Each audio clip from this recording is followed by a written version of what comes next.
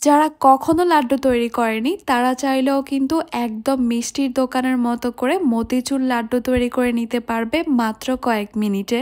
আসসালামু আলাইকুম everyone, welcome to Afsara's mini kitchen. আজকে আমি বেসন দিয়ে একদমই সহজ একটা ওয়েতে আপনাদেরকে তৈরি করে দেখাবো মতিচুর লাড্ডু বা মিহিদানা লাড্ডু।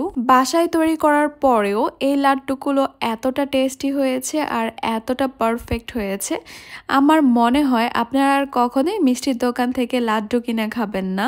আর তৈরি করা এত বেশি সহজ, যে কোনো কেউ অনায়াসে তৈরি করে নিতে পারবে এই মতিচুর লাড্ডুগুলো। একটা মিক্সিং বলে আমি নিয়ে নিচ্ছি 2 কাপ বেসন। 2 কাপ বেসন দিয়ে কিন্তু প্রায় 1 কেজির মতো লাড্ডু তৈরি হবে।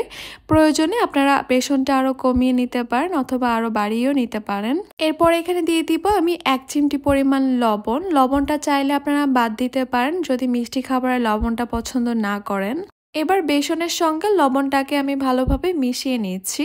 বেসন আর লবণটা ভালোভাবে মিশিয়ে নেওয়া হয়ে গেলে এবার আমি এখানে অল্প অল্প করে নর্মাল টেম্পারেচারের পানি দিয়ে দিব। একসঙ্গে অনেক বেশি পানি দিব না, অল্প অল্প করে পানিটা দিতে থাকবো আর মিশাতে থাকবো। এভাবে অল্প অল্প করে পানি দিলে এই বেসনের ঘনত্বটা বুঝতে সুবিধা হবে। এখানে আমাদেরকে খুব ঘন একটা বেসনের ব্যাটার তৈরি করে নিতে হবে, সেই পরিমাণ মতো পানিটা দিতে হবে। এখানে আমি আর কোনো পানি অ্যাড করব না, এই ব্যাটারটাকে আমি ঠিক এরকম কনসিস্টেন্সি রাখতে চাচ্ছি। এবার এই ব্যাটারটাকে আমি কিছুক্ষণ একটু বিট করে নিব। আমি একটা হ্যান্ড উইস্ক দিয়ে প্রায় 2 থেকে 3 মিনিটের মতো এইভাবে ব্যাটারটাকে বিট করে নিচ্ছি। এতে করে এই ব্যাটারটা একদমই স্মুথ হবে, কোনো রকমের লাম্পস থাকবে না। আমি একটু আপনাদেরকে এই ব্যাটারের ঘনত্বটা দেখিয়ে দিচ্ছি। আপনাদেরকে দেখে একটু বুঝে নিতে হবে এই ব্যাটারটা ঠিক কিরকম হবে। কিছুটা ব্যাটার আমি একটা কাপে নিয়ে নিচ্ছি, এতে করে প্যানের মধ্যে ব্যাটারটা দিতে আমার সুবিধা হবে। একটা প্যানে আমি দিয়ে দিচ্ছি 2 টেবিল চামচ তেল। তেলের পরিমাণটা কিন্তু খুব বেশি দেওয়ার কোনো প্রয়োজন নেই। তেলটা কিছুটা গরম হয়ে আসলে আমি একটু একটু করে ব্যাটারটা দিয়ে দিব, ঠিক যেভাবে দেখতে পাচ্ছেন। এবড়ো থেবড়ো হলেও সমস্যা নেই, কারণ পরবর্তীতে এগুলোকে আমাদের ভাঙতে হবে। চুলার হিটটা লো মিডিয়ামের মাঝামাঝি রেখে এগুলোকে আমি 2 সাইড থেকে ভেজে নিব হালকা করে। লালচে বা মুচমুচো করে ভাজা যাবে না, আবার ভিতরটাও যেন কাঁচা না থাকে সে ব্যাপারটাও খেয়াল রাখতে হবে। আর ব্যাটারটা একটু পাতলা করে দিতে হবে, ভারী করে দেওয়া যাবে না, যেন খুব সহজে ভিতরটা কুক হয়ে যায়। 2টা সাইড থেকে টোটাল আমি 1 মিনিটের মতো করে ভেজে নিয়েছি।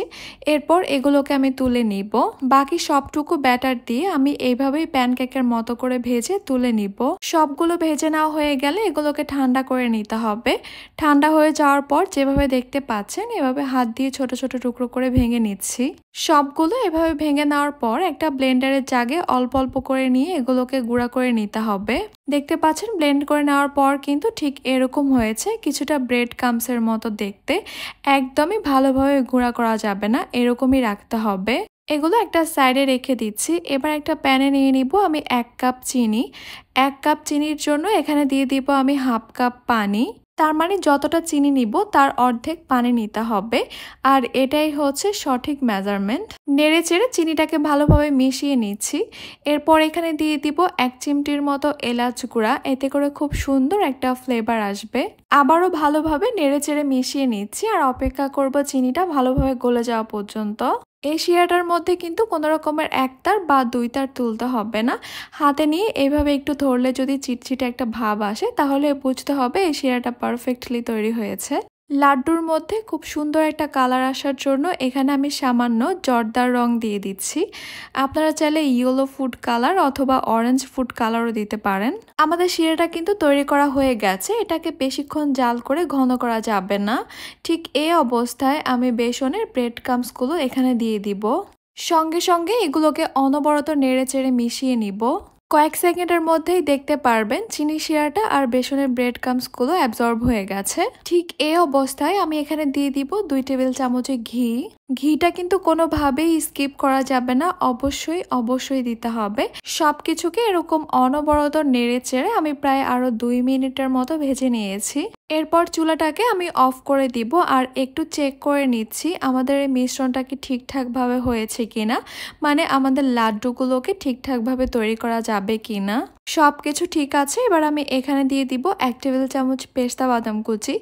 আপনারা কিন্তু আপনাদের পছন্দ অনুযায়ী এখানে যে কোনো বাদাম কুচি দিতে পারেন। বাদাম কুচিটা দেওয়ার পর আরও একবার সবকিছুকে মিশিয়ে নিয়েছি। এরপর আমি এই লাড্ডুর মিশ্রণগুলোকে একটা বড় ছড়ানো প্লেটে নিয়ে নিলাম। আর লাড্ডু কিভাবে তৈরি করতে হয় আমার মনে হয় কম বেশি আমরা সেটা সবাই জানি। তবে হ্যাঁ, লাড্ডুর এই মিশ্রণটাকে একদমই ঠান্ডা করা যাবে না, এগুলো গরম থাকা অবস্থায় বানিয়ে ফেলতে হবে। আর বানানোর আগে অবশ্যই হাতে একটু ঘি মেখে নেবেন। বাস এইটুকুই কাজ। আমাদের মতিচুর লাড্ডু বা মিহিদানার লাড্ডু কিন্তু তৈরি করা হয়ে গেছে। আমার মনে হয় আমার এই ভিডিওটা দেখার পর আপনারা অবশ্যই ভাবছেন লাড্ডু তৈরি করা আসলেই কি এতটা সহজ। একবার আপনারা বাসায় তৈরি করে দেখবেন, এটা এত বেশি টেস্টি হয়েছে খেতে, আপনারা আর কখনোই মিষ্টির দোকান থেকে লাড্ডু কিনে খাবেন না। আর একদমই নো ফেল একটা রেসিপি, যে কোনো কেউ কিন্তু অনায়াসে এই মজাদার লাড্ডুগুলো তৈরি করে নিতে পারবে।